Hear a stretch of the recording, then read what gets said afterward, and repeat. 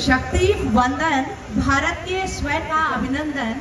इस कार्यक्रम में हमारी सुप्रसिद्ध गायिका, हमारी विधायक, हमारी जैनजी विधायक मैथिली ठाकुर जी का बहुत बहुत स्वागत। और मैथिली ठाकुर जी को राजस्थान में घड़ी खम्मा, घड़ी खम्मा भारत है।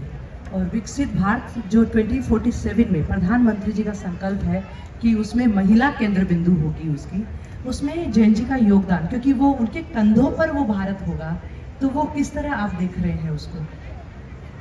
अब एक अलग अथॉरिटी के साथ मैं सवाल का जवाब देना चाहूँगी, क्योंकि एक दायित्व है जो मैं अपने अलीनगर विधानसभा को बिहार में जिस तरीके से रिप्रेजेंट करना है। पूरे देश दुनिया जब अलीनगर को देख रही है, तो जिस तरीके से मैं सोचती हूँ, हमारे माननीय प्रधानमंत्री जी का जो सपना है विकसित भारत, तो अर्बनाइज्ड जो जगह है वहाँ पे ऑलरेडी हम सभी बहुत ज़्यादा अवेयर हैं कि क्या चीज़ें कैसे हैं, क्या चीज़ें कैसे होंगी।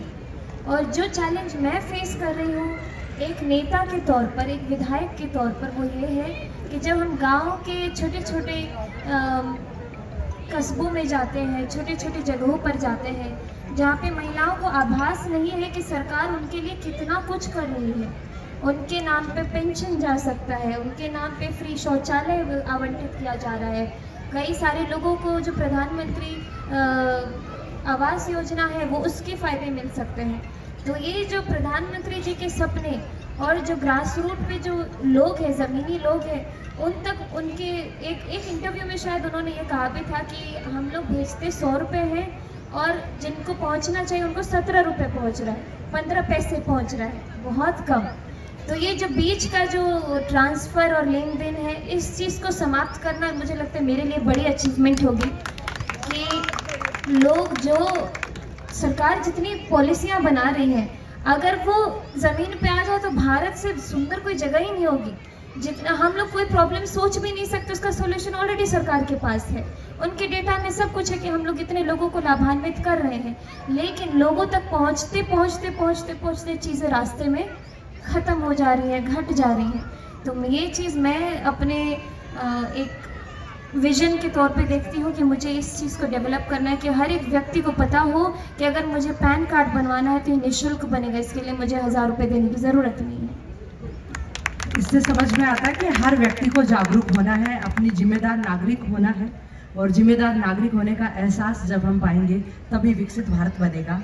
और युवा पीढ़ी जैन जी के अंदर वो प्रवाह है, वो प्रपात है जाने का, जो जिस और अगर गुजरता है तो वहाँ एक नया एक समुद्र जो है विकसित भारत का वो बन जाता है। कभी उनको ऐसा लगता है कि डिप्रेशन और एंजाइटी के शिकार हो रहे हैं, हेल्थ कॉन्शियस नहीं है, बेहिसाब स्विगी जोमेटो ब्लिंकिट की वजह से जो फूड आ रहा है उसको लेके वो हेल्दी लाइफस्टाइल नहीं अपना पा रहे हैं। ऐसी एक क्या मैसेज आप आज की जनरेशन को देना चाहेंगे कि विकसित भारत 2047 के अंदर इन सब चीज़ों को साथ में रखते हुए, आप अपने स्वास्थ्य को पहले आगे रखते हुए कैसे आप आगे लेके जाएंगे भारत को?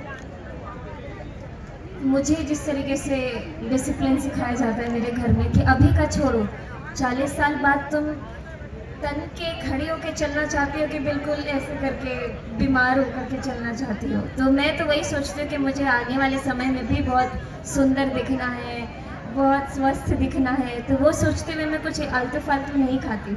तो कहीं ना कहीं कुछ ना कुछ ऐसा रीज़न या कुछ रेजोल्यूशन आपको लेना पड़ता है ताकि आप उस गोल को अचीव करें। आप जंक फूड से काफ़ी ज़्यादा, मैं भी बहुत वो थी, जब मैं स्कूल जाया करती थी तो मैं नॉर्मल खाना खाती नहीं थी, लेकिन फिर बहुत हमको मम्मी पापा ने डांटा, समझाया। और उनके समझाने से नहीं, जब तक हम खुद नहीं समझेंगे कि इसकी क्या कॉन्सिक्वेंसेज है तो हम नहीं समझ सकते। दूसरी बात जो हेल्प करती है कि वो मेडिटेशन, मेरा मेडिटेशन मेरे संगीत के अभ्यास में ही हो जाता है। तो कहीं ना कहीं वो मुझे बहुत सेन रखता है। इसलिए मैं लोगों से भी चाहूँगी कि कुछ ना कुछ प्रैक्टिस करते रहे, रोज़ 15-20 मिनट का समय अपने बिजी स्केड्यूल में निकालें, ताकि 15-20 मिनट आप सिर्फ सेल्फ इवैल्यूएशन करें, आप मेडिटेशन करें, खुद के बारे में जानें। एक आधा बैठ के जर्नल काफ़ी लोग प्रेफर करते हैं। तो ये सारी चीज़ें हैं जो आप रोज़ कर सकते हैं ताकि एक अच्छे रास्ते पे एक सेटिस्फैक्शन के साथ आप अपनी ज़िंदगी को जिए। सोशल मीडिया ने आपके संगीत को लाखों लोगों तक पहुंचाया, क्या आपको ऐसा लगता है कि डिजिटल प्लेटफॉर्म्स सबसे बड़ा जरिया बन सकते हैं भारतीय संस्कृति को बचाने के लिए? ऑफ कोर्स डिजिटल प्लेटफॉर्म एक ऐसा मंच है जो आप खुद बनाते हैं अपने लिए। आप खुद उसके स्टैंडर्ड सेट करते हैं कि आपको कैसा दिखना है, आप क्या चाहते हैं, लोग आपको कैसे परसीव करें।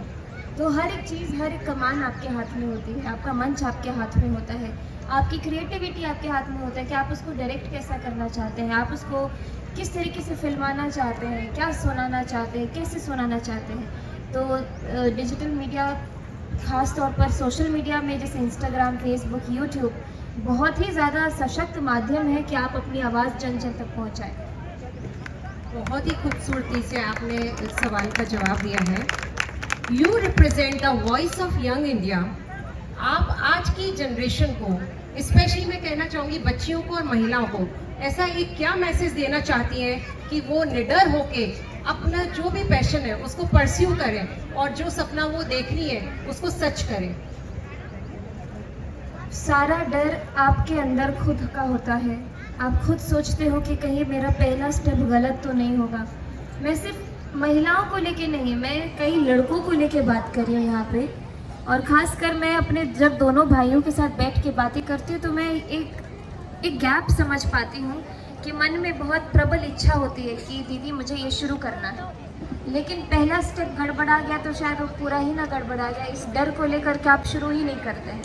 तो इसीलिए ना करने से अच्छा है कि आप एक बार शुरुआत कर दो, गलतियों से सीखते सीखते आगे बढ़ो। तो अगर जितना डरेंगे उतना वो आपके पैरों में बेड़ियों को और भारी करता जाएगा। कि आगे बढ़ना शुरू करिए ताकि कहीं तो आप पहुँचे। बहुत ही खूबसूरत जवाब। सबसे महत्वपूर्ण चीज जो हमारे जीवन में है वो है सेल्फ डाउट। अपने ऊपर कभी भी डाउट नहीं करना है। आपने जो सोच लिया है वो कहीं ना कहीं ब्रह्मांड में हो रहा है, सिर्फ आपको जरूरत है पहचानने की और खुद को उन तारों से जोड़ने की। आपसे मैं एक क्वेश्चन ये पूछना चाहूंगी, जैसे हमने सुना कि आपने इंडियन आइडल में पार्टिसिपेट करने के बाद में यूट्यूब चैनल स्टार्ट किया क्योंकि आप नहीं चाहती थी कि आप कहीं खो जाए। Your journey from YouTube to national recognition is inspiring. What were the biggest challenges behind this success that people don't see? ऐसी कौन सी चीजें हैं जो लोग देख नहीं पाए? आज आपकी जो सक्सेसफुल लाइफ है उसको देख के बहुत सारी बच्चियां, बहुत सारे लोग प्रेरणा तो ले रहे हैं, लेकिन इसके पीछे जो रातों को जगना, जो स्ट्रगल था, वो क्या था? वो आप सबसे शेयर करना चाहेंगे? स्ट्रगल फिर भी इंसान कर ले, सब कुछ जो अपने पे है वो फिर भी कर ले, लेकिन रोकने वाले वो होते हैं जो अपने कुछ चंद रिश्तेदार होते हैं। तो मुझे लगा कि ये कुछ चीज़ें हैं जो मुझे नहीं लगता कि सिर्फ महिलाएं हैं, मुझे लगता है यहाँ पे बैठे जितने हमारे भाई हैं आप लोग भी फील करते होंगे कि अगर कुछ भी नया बोल दो घर में कि पापा मुझे ये शुरू करना है, पापा ने वो बात अपने भाई को बोल दी, अपनी बहन को बोल दी, उसी दिन से काम खराब होना शुरू। इसीलिए आप काम शुरू करो, बताओ मत क्या करना है, कैसे करना है। कम से कम साधन में भी आप शुरुआत कर सकते हैं। मैं अपनी शुरुआत के बारे में अगर बताऊं तो मेरे पास घर नहीं था रहने को। हम लोग बस 5-6 साल पहले से मैं एक अच्छी स्टेबल लाइफ जी रही हूँ। उससे पहले तक मेरा ऐसा जीवन था कि यहाँ पे 5 महीने किराए पे रहे, यहाँ पे बहुत ज़्यादा संगीत से उन लोगों को शोर सुनाई देता है तो बदलने को कह दिया, फिर घर बदलना, पूरी ज़िंदगी यहाँ से वहाँ।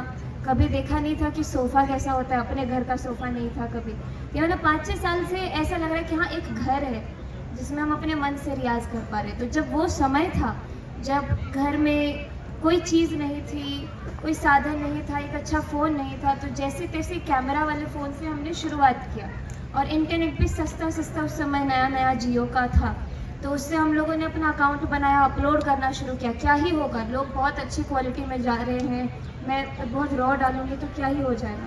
तो जो रॉ वाला जो डालने का उस समय प्रचलन शुरू कर दिया, तो उससे क्या हुआ कि अपने आप को भी बहुत कॉन्फिडेंस लगा कि हम जो भी कर रहे हैं कर तो रहे हैं, एक बार शुरू कर दो, धीरे धीरे करके उसी से आर्थिक सहायता आपको मिलने लगेगी। सोशल मीडिया आपको थोड़े पैसे देने लगते हैं, मोनेटाइजेशन होता है, उसी से और पैसे जमा करते गए, इकट्ठे करते गए। कभी नया फ़ोन ले लिया, कभी नया कैमरा ले लिया, कभी नया माइक ले लिया। तो ऐसे करते करते जर्नी कब कैसे यहाँ तक लेके आई पता नहीं चला। बहुत खूबसूरत। आज हमारे सामने वो महिलाएं, वो बच्चियां, वो लोग बैठे हुए हैं जिन्होंने अपने डर को हराया, जिन्होंने खुद को विश्वास दिलाया कि लोग क्या कहेंगे ये नहीं सुनना है।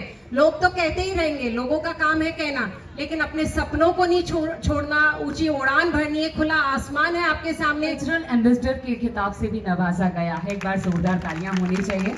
वो मोमेंट हमने देखा था जब आप प्रधानमंत्री जी के पास जाती हैं और प्रधानमंत्री जी आपको कहते हैं कि आज तो कुछ सुनाई दो। तो लोक संगीत के बीच में ही मैं बड़ी हुई हूँ। मेरे बाबा बहुत अच्छा गाते हैं, मेरे पिताजी ने पूरा जीवन भर संगीत को दिया है अपना, तो वही एक मेरे लिए इंस्पिरेशन रहा कि मुझे अपना रास्ता खुद बनाना है। कि रियलिटी शोज़ में हम जाते हैं, आप भी जाके आए, तो वहाँ पे जाने के बाद गुमनाम नहीं हो, इसके लिए मुझे तैयारी करनी थी कि वहाँ से बहुत सारे लोग आगे बढ़ते हैं, निकलते हैं, लेकिन वहाँ पे दौड़ भाग इतनी है कि वहाँ पे ये मायने नहीं रखता है कि आप कितना अच्छा गा रहे हैं, आपके अंदर कितनी ज़्यादा टैलेंट है। बहुत सारे अदर फैक्टर्स कि आप वहाँ पे उस शहर में सरवाइव कर पाएंगे कि नहीं, बहुत सारे ऐसे फैक्टर्स होते हैं। तो मुझे वहाँ का वातावरण ऐसा भाया नहीं कि मैं वहाँ रुक जाऊँ। इसीलिए जब मैं रियलिटी शोज़ का अपना सफ़र ख़त्म करके वापस दिल्ली आई, तो वहाँ से मैंने अपना यूट्यूब का एक शुरू किया, जिसमें मैंने जो भी बचपन से अभी तक भजन सीखे हैं, लोकगीत सीखा है मेरे मैथिली भाषा में, क्योंकि मैं मैथिली भाषी हूँ, मिथिला की रहने वाली हूँ। तो वहाँ के गीतों की क्या खूबसूरती है वो लोगों को इंटरनेट के माध्यम से बताया। तो वो एक जो सफ़र चला वो चलती थी। वो भी 8 मार्च का दिन था। 8 मार्च का दिन था, मैं यही ला रही थी। 8 मार्च का। यस, तो मैथिली जी मैं चाहूंगी कि वो 2 लाइन जो प्रधानमंत्री जी ने लाइन सुनी थी, हमें वंचित मत करिए प्लीज, बस 2 लाइन सुना दीजिए।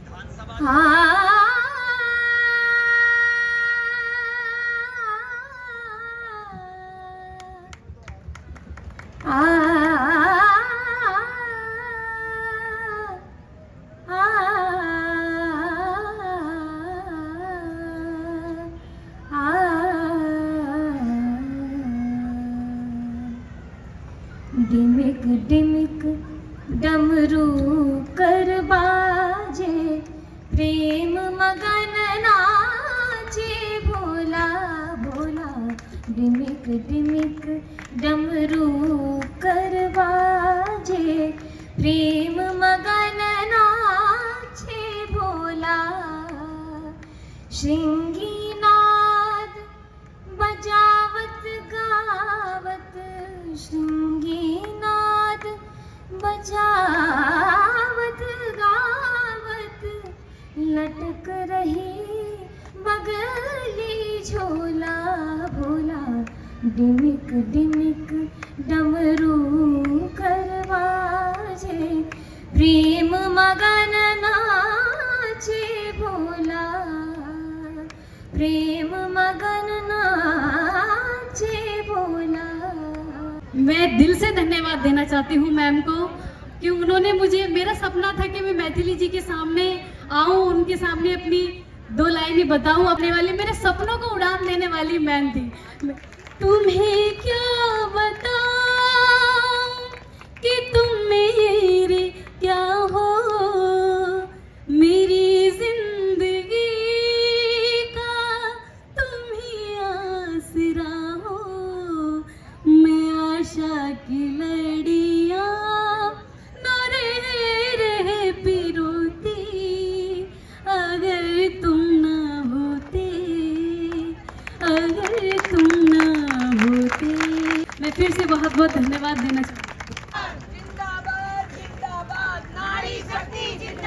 कर रही हूँ। कृपया वही आए, मेरा विशेष आग्रह है। कविता जी, अदिति, मोना और मैं प्रीति सक्सेना एक बार इस पूरी टीम के लिए